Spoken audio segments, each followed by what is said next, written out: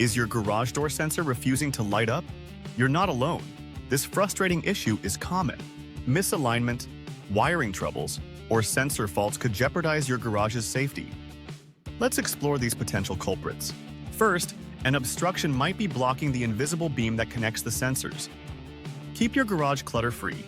Another common reason is the misalignment of sensors. Just a slight shift can lead to communication breakdowns. Wiring issues could also be the problem.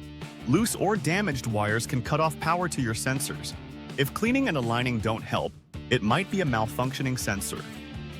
Over time, these gadgets can wear out. Regular maintenance matters immensely in preventing these sensor problems. A quick monthly check can save you troubles.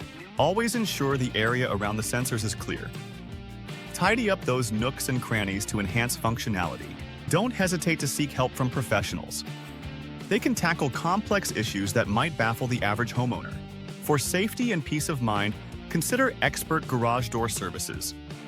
Protect your home and keep your family secure.